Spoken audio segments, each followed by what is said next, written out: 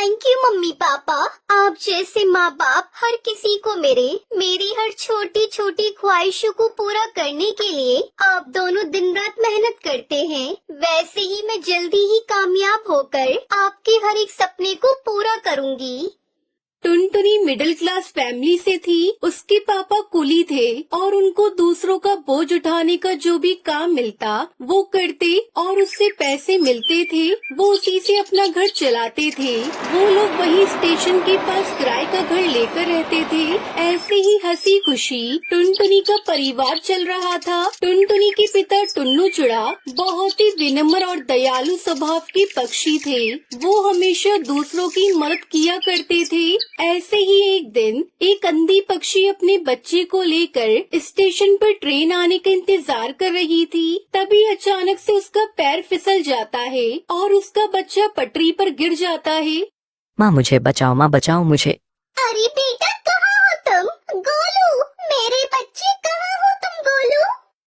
वो अंधी माँ बेबस होकर इधर उधर अपने बच्चे को तलाश रही थी। गोलू ट्रेन की पटरी पर रो रहा था और तभी उधर से तेज रफ्तार से हॉर्न देते हुए ट्रेन आ रही थी। तभी टुन्नू चुड़ा की नजर उस रोती हुई माँ और बच्चे पर जाती है। वो तुरंत ही सामान वहीं रखकर तेज रफ्तार से दौड़ते हुए पटरी पर जाता है और बच्चे को उठाकर स्टेशन पर रख देता है। तभी ट्रेन आ जाती है और टुन्नू चुड़ा अपने साहस भरे जज्बे के साथ उस बच्चे को तो बचा लेता है, लेकिन वो खुद को नहीं बचा पाता और उसकी वहीं मौत हो जाती है। ये खबर जब उसके घर वालों को पता चलती है तो उनके ऊपर मानो जैसे दुखों का पहाड़ टूट पड़ता है। वो लोग फूट फूट कर रोने लगते हैं।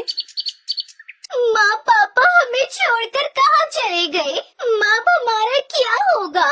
माँ कौन मेरी हर इच्छा को पूरी करेगा? अब मुझे कौन पढ़ा लिखा कर अफसर बनाएगा?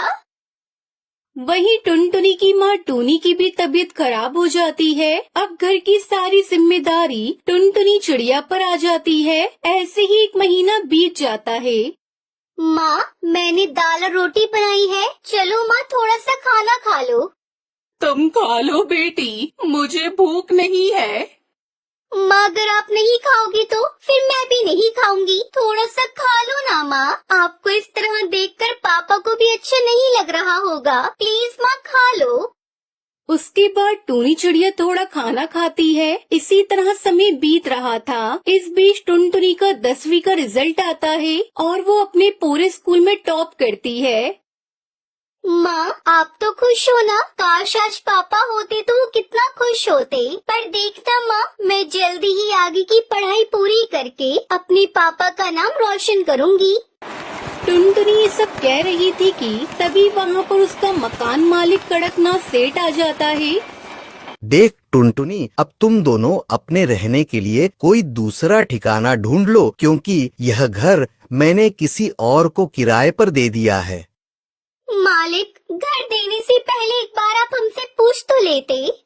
यह मेरा घर है और इस घर में किसे रखना है यह मुझे तुमसे पूछने की जरूरत नहीं है। तुम्हारा पति एक अच्छा पक्षी था, इसलिए मैं अभी तक चुप था, लेकिन अब और नहीं। अब तुम दोनों माँ बेटी ये घर खाली कर दो। उसके बाद दोनों माँ बेटी रोते हुए घर से निकल जाती है। माँ अब हम कहाँ जाएंगे माँ? जहाँ भी किस्मत ले जाए बेटी। चल बेटी मेरे साथ चल। उसके बाद दोनों माँ बेटी घर की तलाश में निकल पड़ते हैं, लेकिन उन्हें कहीं कोई घर नहीं मिलता। वो दोनों एक सुनसान सड़क पर बस चले जा रही थी। तभी एक तेज रफ्तार गाड़ी आती है और टूनी चिड़िया को टक्कर मारकर चली जाती है। माँ ये आपको क्या हुआ माँ? अरे कोई है तो मेरी मदद करो। अरे कोई है। सुनसान सड़क पर उसकी मदद करने वाला कोई नहीं था। तभी उसे वहाँ एक बस दिखाई देती है और टुनटुनी चिड़िया जैसे तैसे करके अपनी माँ को बस में बिठाकर उसे चलाते हुए हॉस्पिटल ले जाती है। देखिए चिड़िया, तुम्हारी माँ के सिर से काफी खून बह गया है। हमें ऑपरेशन करना होगा। तुम जल्दी से 1 लाख रुपए जमा करवा दो।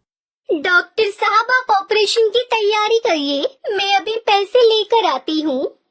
टुनटुनी उसी बस में बैठकर रो रही थी।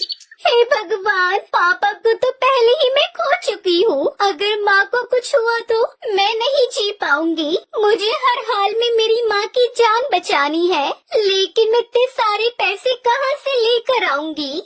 तभी उस बस में से आवाज आती है, परेशान मत हो टुनटुनी, चिड़िया मैं परी लोक से आई हुई हूँ। मैं जादुई बस हूँ और तुम्हारे परिवार वालों की अच्छाई को देखते हुए ही रानी परी ने मुझे तुम्हारी मदद के लिए भेजा है। आज से तुम्हें घबराने की कोई जरूरत नहीं है। ये लो, ये पूरे 1,00,000 रुपए हैं। जादुई बस, मैं तुम्हारा ये एहसान कैसे चुका पाऊंगी? थैंक यू बस, तुमने मेरी ऐसी मुश्किल समय में मदद की जब मेरा साथ देने वाला कोई नहीं था। उसके बाद टुनटुनी वो पैसे लेकर अपनी माँ का इलाज करवाती है। कुछ दिनों में उसकी माँ ठीक हो जाती है। फिर जादुई बस टुनटुनी चिड़िया से कहती है, अब तुम दोनों माँ बेटी जल्दी से मेरी बस में जाकर बैठ जाओ, मैं तुम्हें एक चमत्कार दिखाती हूँ। उसके बाद वो बस खुद ब खुद एक बस घर के रूप में बदल जाती है। टुनटुनी, आज से ये घर तुम्हारा है। तुम अब यहाँ अपनी माँ के साथ आराम से इस बस घर में रह सकती हो। और हाँ, तुम्हें इस घर में किसी भी तरह के कोई कमी नहीं होगी। वो सब तो ठीक है जादुई बस, लेकिन ये बस घर तो शहर से काफी दूर है। फिर मैं अपने स्कूल कैसे जाऊंगी? बस इतनी सी बात, मैं हूँ ना, मैं भला किस दिन काम आऊंगी। उस दिन के बाद से टुनटुनी और उसकी माँ जादुई बस घर के साथ हंसी खुशी रहने लगती हैं। उन्हें अब किसी भी चीज की कोई कमी नहीं होती और जादुई बस हर कदम पर टुनटुनी की सहायता करती है।